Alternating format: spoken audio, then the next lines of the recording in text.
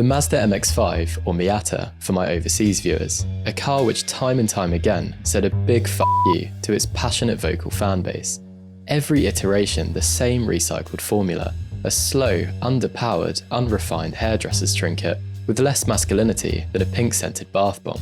And yet, it still stands triumphant. The best-selling two-seat sports car in history, and more than 70% of those buyers are men. If you're confused, don't worry, because so was Mazda, but they ran with it anyways. Against all odds, defying all that the Mazda marketing nerds thought they knew, the MX5 did the impossible. So, how exactly did this silly little accident become the nucleus of the car community, all while teaching its competitors a punishing lesson in marketing? To begin to understand the MX5's magic formula, we need to look at where it came from. The MX5, like many other great cars we've covered on this channel, was an unlikely side project, faced with a lot of hurdles. The dream all started with one man, Bob Hall, a journalist from California, who when asked in an interview what Mazda should build next, he drew a simple two-seater Roadster. A stupid idea, Mazda's marketing team thought. We all know the Roadster is dead. But Bob was tenacious. So tenacious that years later, he joined Mazda US's product planning office, where he continued his incompetent mad scientist's ramblings about the lightweight sports car he'd previously sketched. Now Bob may very well have been a genius, but Mazda's marketing team were indeed right.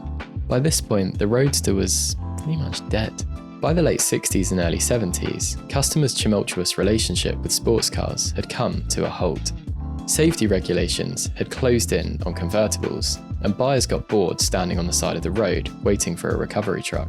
But while the death of the sports car did also mean less time looking at said sports car on the back of a recovery truck, it did also mean less pure driving fun. Much of the driving pleasure these imperfect money pits bought buyers was lost. But like Mazda's engineering team, the astute of you may have noticed a gap in the market. So why not make a Roadster that's fun and also works?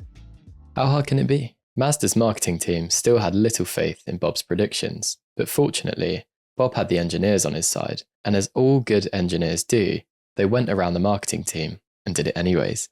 Now, more of a way of humouring Bob, Mazda gave their team a small budget to play with and told them to make Bob's nonsensical ramblings a reality, well, a concept at least.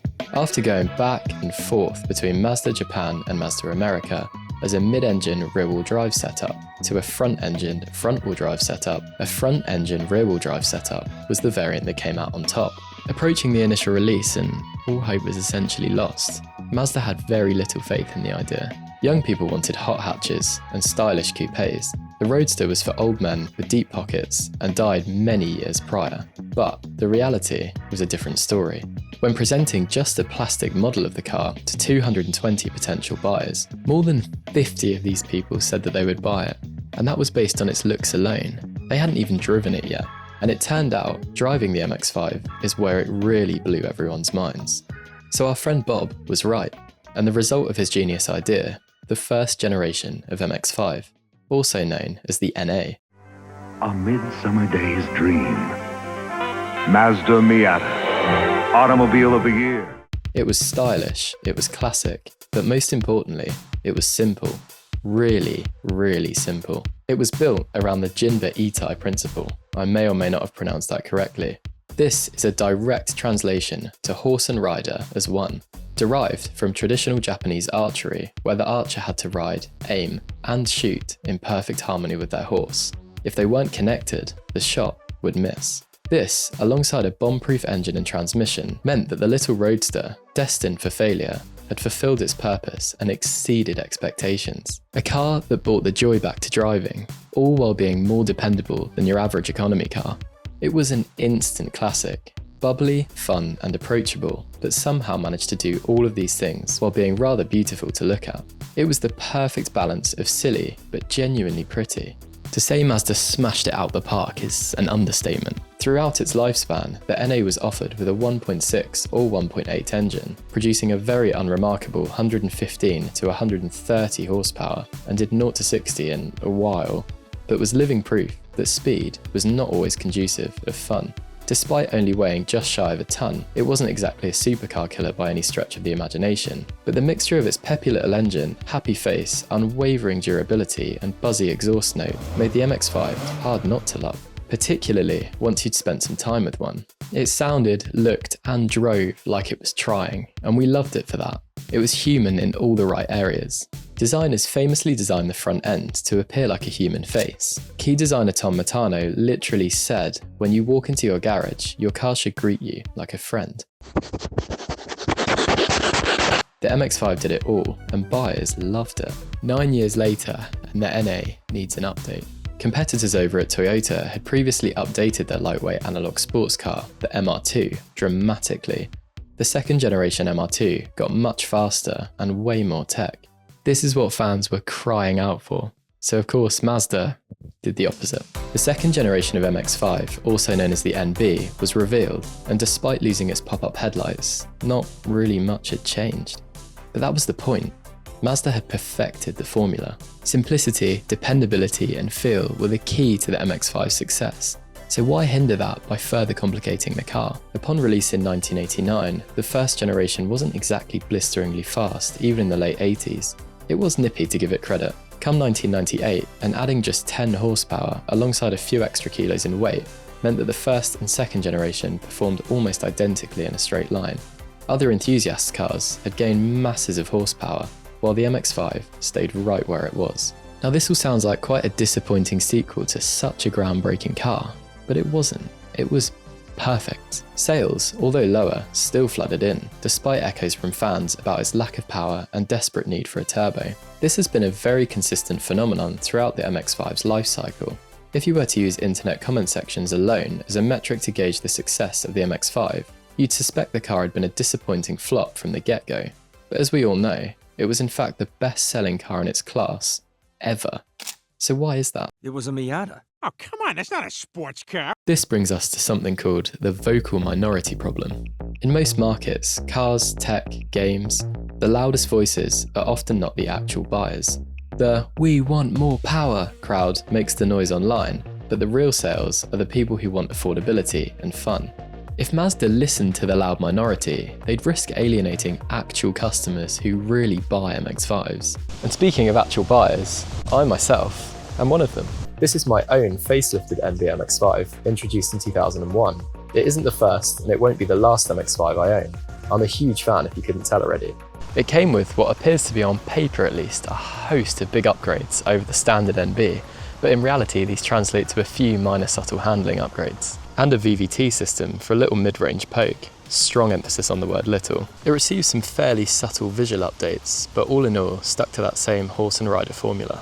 Interestingly, the NB facelift is actually the first generation that designers finally gave in to that temptation. After more than 14 years sticking to the horse and rider formula, with fans begging for more power, they caved. But it was more of a trial or an experiment than a full-blown redesign. In 2004, the NB got a turbo, in very, very limited numbers though. It was more of a niche special edition thing than a whole redesign. Mazda intentionally limited production to 5,400 cars. Critics and fans praised the upgrades, with a few saying that it had lost its purity, but it was overall positive. Despite the overall positive reception, this was the last we saw of the Turbo MX-5s. Moving on to 2005, the third generation comes and things got a little bit controversial. Unaffectionately labelled by disheartened fans as the boat, the third generation, or NC, had gotten a little fatter. In reality, we're talking fat relative to its older brothers. Relative to everything else, it was still pretty light. Weighing in at between 1,100 and 1,200 kilos, it was still lighter than an S2000, so calling it a boat may have been a little harsh. The NC introduced some of the most drastic changes the MX-5 had seen. Sat on an entirely different, shortened RX-8 chassis, the NC also got a new 1.8 and 2 litre variant, with the 2 litre variant making around 170 horsepower, the biggest power hike so far.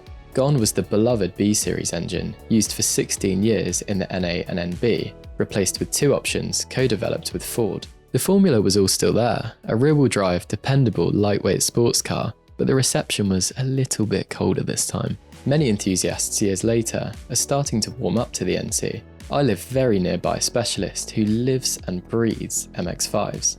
His choice for a track toy is almost always the NC, and he knows his stuff. And despite all this, the NC is still well known as the least desirable model of the lineup. The standard editions do look a little too cute and bubbly this time around, but I can really see the aesthetic appeal of the higher spec sport trims. They are genuinely pretty cars.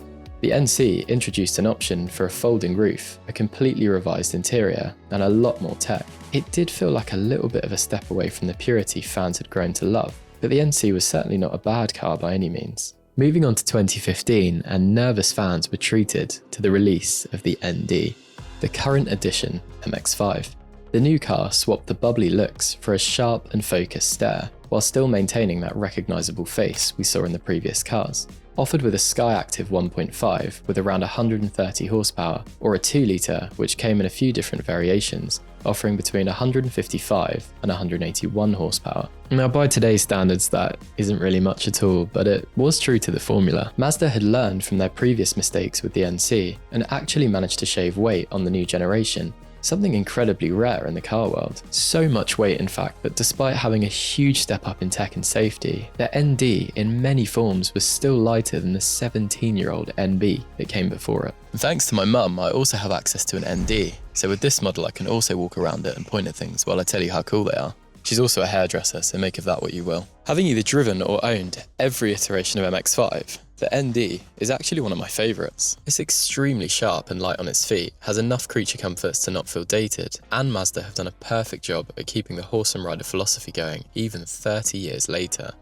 And while not strictly motorsport derived, the absolute wizardry that goes on in these Skyactiv engines deserves a video of its own. Built to be as efficient and lean as possible, all while maintaining ample performance, this one in particular regularly returns 51 mpg on average, and still just about outpaces my 1.8, despite only being the 1.5. The more I researched for this video, the more it became apparent that the MX5 is exactly what we're missing from so many other car manufacturers in the car scene. As EVs get faster and faster, it becomes increasingly difficult for petrol engines to compete. Eventually, they just won't be able to. It already takes a 6-figure supercar to deal with a 5-door family EV from a set of traffic lights, and that gap is only going to get bigger as battery tech improves. So why not drop the power race and just play to our strengths? The petrol engine may be losing its performance crown, but EVs are still completely unable to elicit the same kind of emotion we get from a screaming combustion engine. Why not focus on the emotion and experience the engine and car give us over the speed at which it gets us from 0 to 60? I should stress though that this is me playing CEO and potentially simplifying an incredibly complex issue that's likely driven by nothing but money, but we can dream. I've owned countless cars that would run rings around an MX5 on track and have 2 or even 3 times the power, but I enjoy my MX5 just as much, sometimes more. There's nothing wrong with straight line speed or fast lap times, we all love them, but when we focus on only numbers, we start to lose the sight of what makes cars really great. Picture yourself attempting a quarter-mile run in a 1,000 horsepower monster, a straight 6, howling as it approaches redline, breathing fire upon each vicious gear change. Now picture yourself doing the same very run in a completely silent EV. The initial shove into your seat fades as quickly as it came, and suddenly you're left in silence, barely even needing to hold the steering wheel. Both achieve the same time, but one experience was far more thrilling than the other. And isn't that what we all pay for in a sports car? Thrills. Admittedly, the MX5 is no fire-breathing 1,000 horsepower monster, but it still captures these human-like characteristics and visceral feelings that EVs currently just aren't able to grasp, and we should treasure that while we still have it.